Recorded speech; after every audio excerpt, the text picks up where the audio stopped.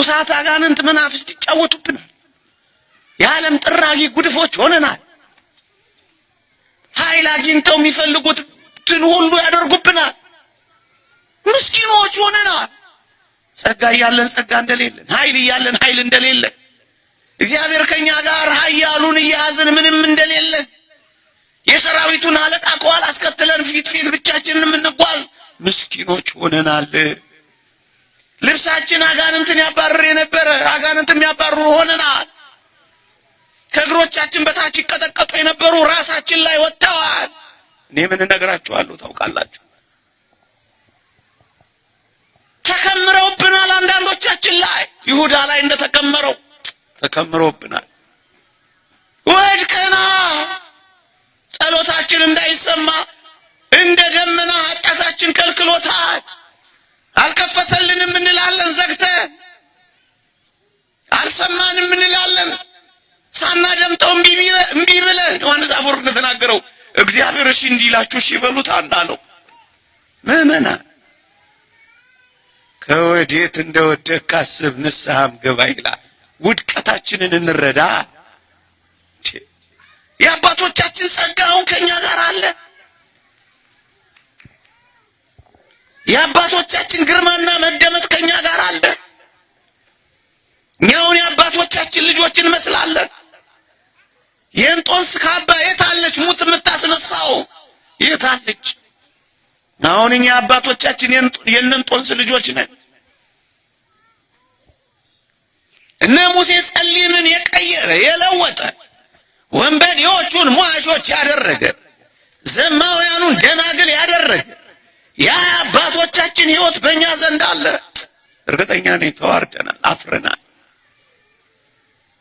ተራቁተናል። እንዲህ ይላል እግዚአብሔር ቃል፣ ምስኪን፣ ጎስቋላ፣ ድሃ፣ እውር የተራቆትክ መሆንህን ስለማታውቅ ይላል።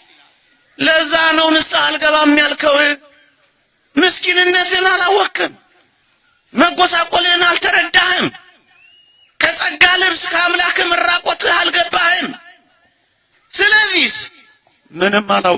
አሁን ወደ ዕውቀት እንምጣ። እውነተኛ ዕውቀት ወደዚህ ሕይወት መምጣት ነው ምዕመናን። አዳም ከማልቀስ በቀር ምንም ፈንታ የሌለው ገነት ፊት ለፊት አስቀምጦት ነው እግዚአብሔር ገነትን እያያት ነበር የሚያለቅሰው። ከሁሉ በላይ ተድላ ደስታው የሆነውን አምላኩን እያሰበ ነበር የሚያለቅሰው። የቀረብን ጸጋና ሀብት ካሰርክ ታለቅሳለህ። ስለዚህ ቁጭ ብለህ መርምረው፣ ቁጠረው፣ የቀረብን ጸጋና በረከት እየው። ሁሌ እንሰበካለን።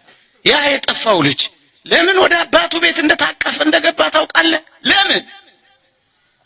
ምዕመናን እንዲህ አለች፣ በአባቴ ቤት እንጀራ የሚተርፋቸው ሙያተኞች እኮ ብዙ ናቸው።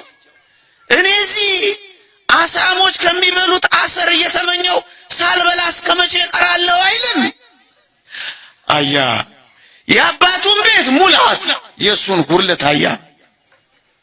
የአባቱን ቤት ባሮች ጥጋብ የሱን ረሃብ ተረዳ። ከዚያስ አባቴ ሆይ በሰማይና በምድር በፊት በድያለሁ፣ ከዚህ በኋላ ግን ልጅ ልባል አይገባኝም አለ። አየህ እግዚአብሔር ቤት በመቁረብ የቀረብን ጸጋ ስንት ነው? ንስሐ በመግባት የምናገኘው ጸጋ ስንት ነው? ሊነገር የማይችል ጸጋ እኮ ቀረብን፣ ባዶአችንን ሆን። ስለዚህ ከወዴት እንደወደቅ አስብ፣ ከዛስ ንስሐ ግባ ነው።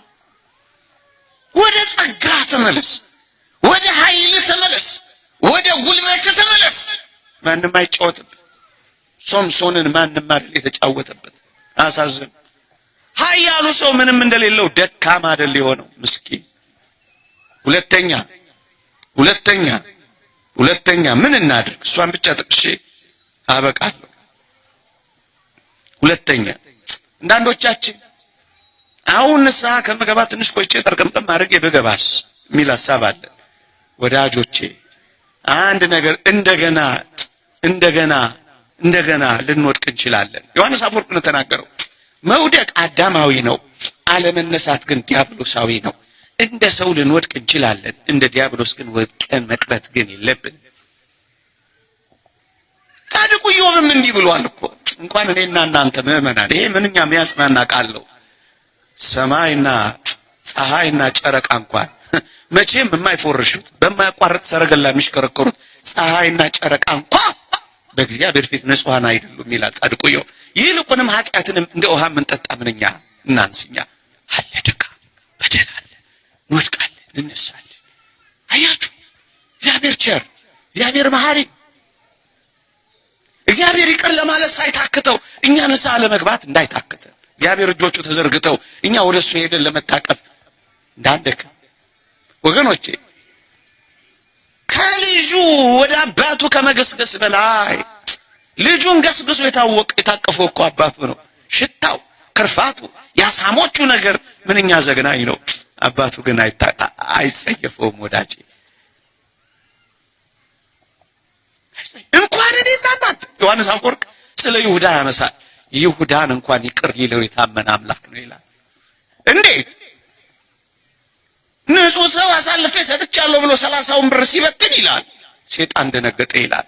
ጸጸት ጀመራ። ይሁዳ ይህን ጸጸት ከቀጠለበት ኢየሱስ ክርስቶስ እንደሚምረው ያውቃል። ለምን? መስቀል ላይ ተሰቅሎ ይቅር በላቸው ብሏል። ይሁዳ እንዳይድንብኝ ብሎ ምን እንዳደረገ ታውቃለህ? ወደ መስቀሉ ክርስቶስ ሳይሆን ወደ መሰቀያ ገመድ ወሰደው ይላል ዮሐንስ አፈወርቅ። ክርስቶስ እንደዚህ ከሆነ ይሁዳን እንኳን ለመማር ዕድል ከሰጠው ወዳጄ እኔና አንተንማ እንዴት አይምረን? አይኖቹ ስለኔና ስለናንተ ይንከራተታል። እጆቹ ተዘርግተዋል፣ በሩ ተከፍቷል። ስለዚህ ልንመለስ ይገባል። ልንመለስ